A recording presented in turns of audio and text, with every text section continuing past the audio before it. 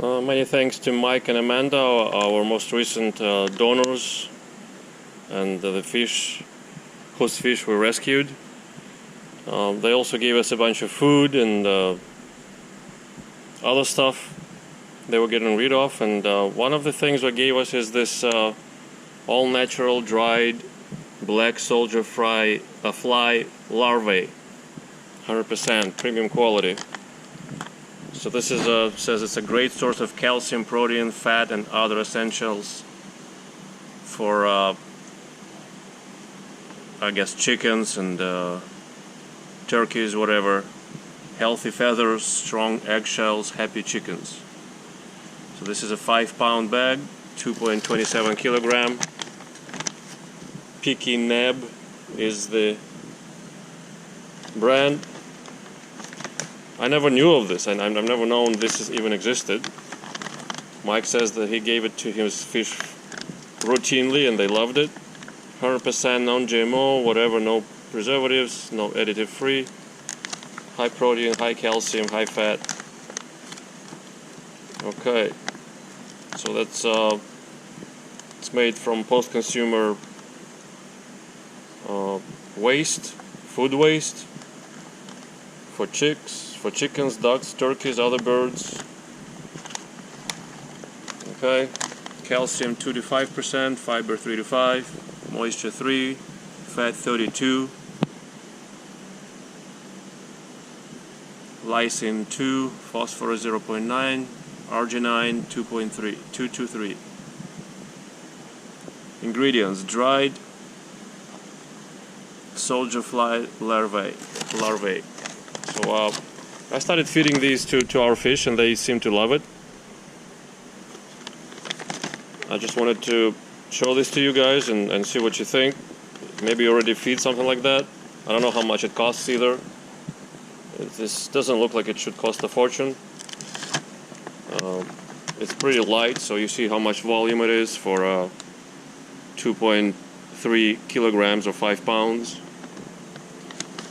Okay, today I wanted to show you, I'm gonna offer a cup of these, of the dry larvae to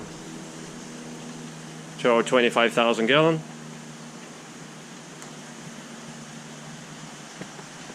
Turn on the light, or the second half of it.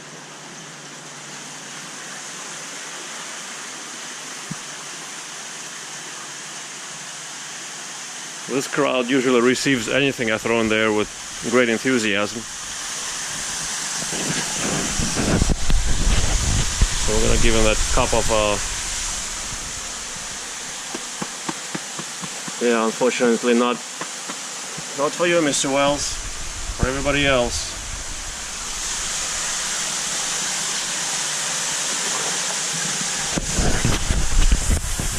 Okay, here they come.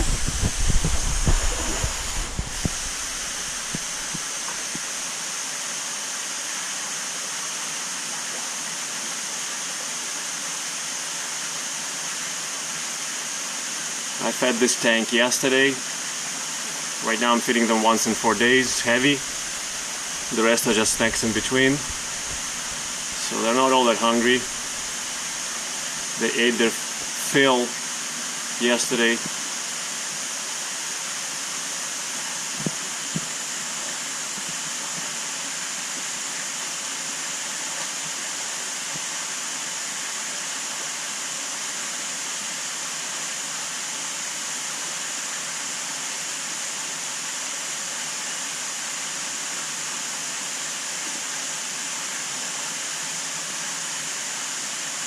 Normally you see I give them sinking pellets and sinking food, so they all go to the bottom and monkey around with the food on the bottom. Now for a change you're seeing them taking food from the top.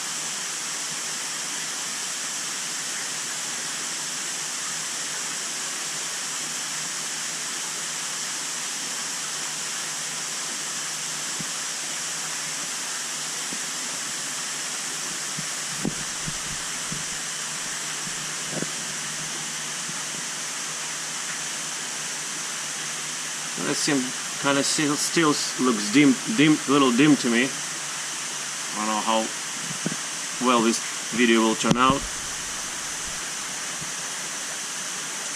I'm talking about I added 2 more lights.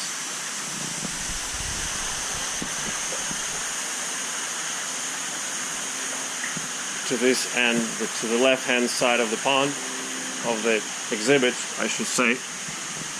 Keep calling it pond once in a while. It's not a pond. Pond does not assume full visibility underwater. Even if pond with a window usually offers limited visibility. Here we have 100% visibility pretty much. There's no very little blind spots due to the 45-foot long acrylic window.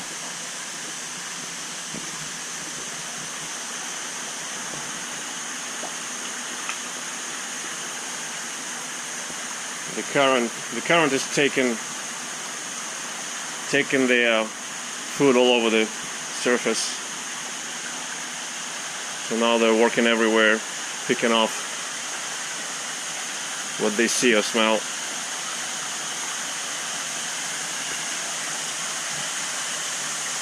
In every corner of the exhibit.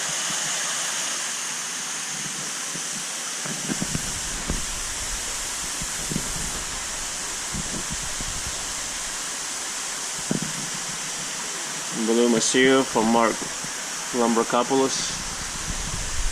Thank you, brother.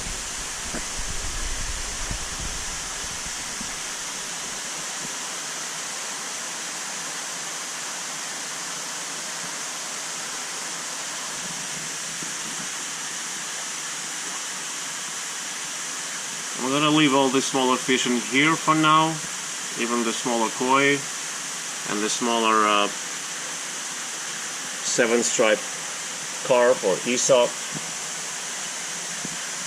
Probarbus labea major they are.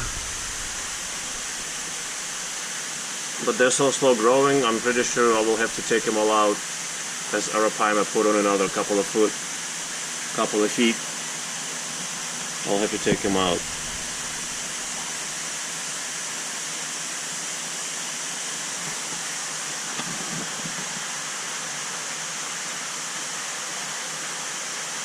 Thanks to your comments, I'm looking into ways to protect the liner in this exhibit from punctures, potential punctures. I'm consulting with Greg Whitstock of the owner of Aquascape, to see what options he would recommend. I also looked at the rock on the roll, spoke to the owner of that company too. That one seems to be almost purely cosmetic. It does not provide physical protection I would need from sharp spines and sharp teeth of what I would like to put in here. The paroon sharks, the large Pim catfish like the hybrid and the red-tailed catfish, jowl. So that the rock on the roll is not for that. But I might still use it for just cosmetic to make the concrete cloth that Aquascape sells, if I end up using that, to protect the walls, just laying down and protect the bottom and the walls. If I end up using that, I might place on the top or glue to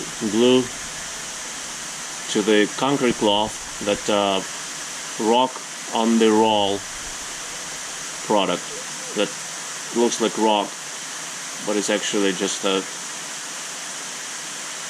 polypropylene or something.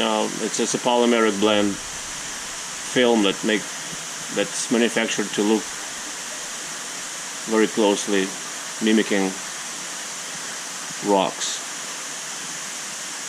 Alright, well, guys, it's almost over. I'm gonna go get him another cup, but you get the idea. This is how this goes down.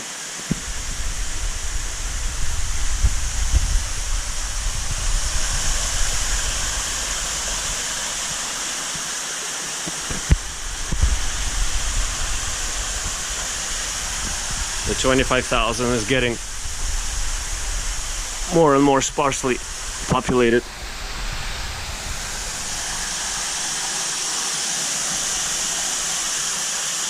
Another good thing about the rock on the roll is that it's lighter in color, so you see the dark colored fish quite well on it, and the light colored fish will still be also observed almost equally well. They have 3 different colors of various degree of lightness gray and a couple of yellow brownish tones. So that's another argument for doing this. In addition to the aesthetics, it looks like rock and it's nice. Even though I'd have to hold it down probably by putting some flat rocks in there. It's an experiment, or at least right now it's a thought, not even an experiment. If I ever decide to do that, it'll be an experiment. And if it succeeds, I could place all the jumbos in here and hope for the best. The jow and whales will get along, and the rest of them.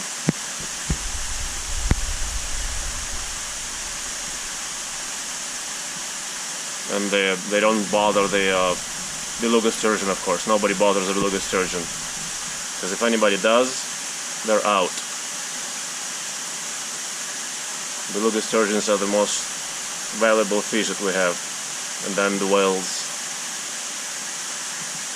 They're pretty much irreplaceable, all 3 of them. 2 belugas and the whales.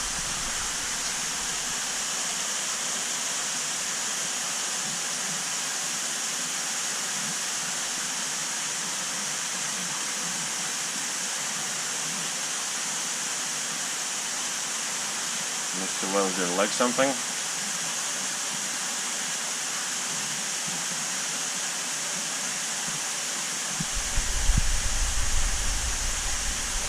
Alright, thank you for watching as always, guys.